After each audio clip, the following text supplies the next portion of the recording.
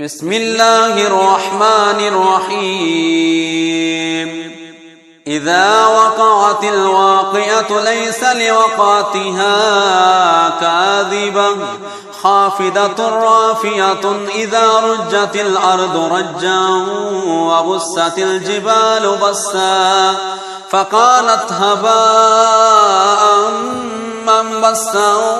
وكنتم أزواجا ثلاثا وأصحاب الميمنة ما أصحاب الميمنة وأصحاب المشأمة ما أصحاب المشأمة والسابقون السابقون أولئك المقربون في جنات النعيم ثلة من الأولين وقليل من الآخرين على سرر موضونة متكئين عليها متقابلين يطوف عليهم ولدان مخلدون بأكواب وأباريك وكأس من معين لا يصدعون عنها ولا ينزفون وفاكهة مما يتخيرون ولحم طير مما يشتهون وحور عين كأمثال اللؤلؤ المكنون جزاء بما كانوا يعملون لا يسمعون فيها لغوا ولا تأثيما إلا قليلا سلاما سلاما وأصحاب اليمين ما أصحاب اليمين في سدر مخضود وطلح منضود وظل ممدود وماء مسكوب وفاكهة كثيرة لا مقطوعة ولا ممنوعة وفرش مرفوعة إنا أنشأناهن إنشاء فجعلناهن أبكارا عربا أترابا لأصحاب اليمين ثلة من الأولين وثلة من الآخرين وأصحاب الشمال ما أصحاب الشمال في سموم وحميم وظل من يحموم لا بارد ولا كريم إنهم كانوا قبل ذلك مترفين وكانوا يصرون على الحنث العظيم وكانوا يقولون أئذا متنا وكنا ترابا وإذا من أئنا لمبعوثون أو آباؤنا الأولون قل إن الأولين والآخرين لمجموعون إلى ميقات يوم معلوم ثم إنكم أيها الضالون المكذبون لآكلون من شجر من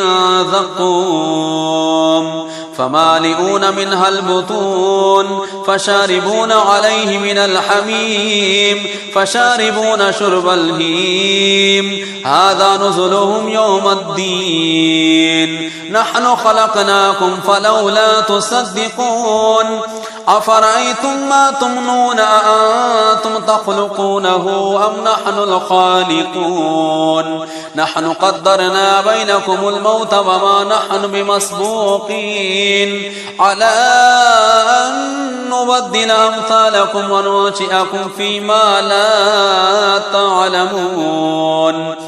ولقد علمتم النشأة الأولى فلولا تذكرون أفرأيتم ما تحرثون أأنتم تزرعونه أم نحن الزارعون لو نشاء لجعلناه حطاما فظلتم تفكهون إنا لمغرمون بل نحن محرومون أفرأيتم الماء الذي تشربون أأنتم أنزلتموه من المزن أم نحن المنزلون لو نشاء جعلناه أجاجا فلولا تشكرون أفرأيتم النار التي تورون أأنتم أنشأتم شجرتها أم نحن المنشئون نحن جعلناها تذكرة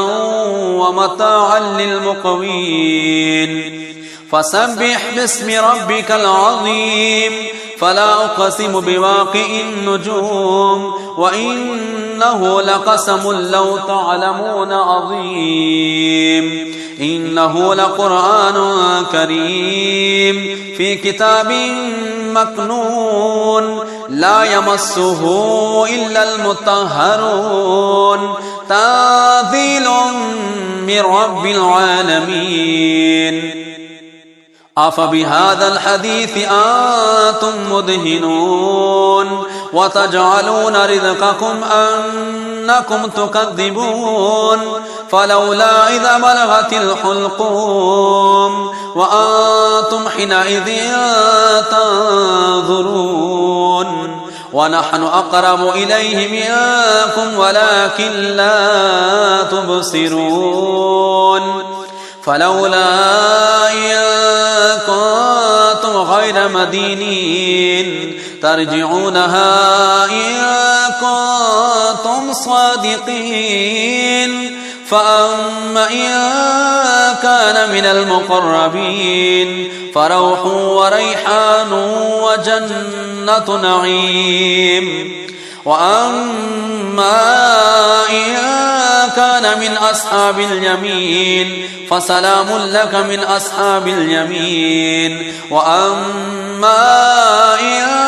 كان من المكذبين الضالين فنزل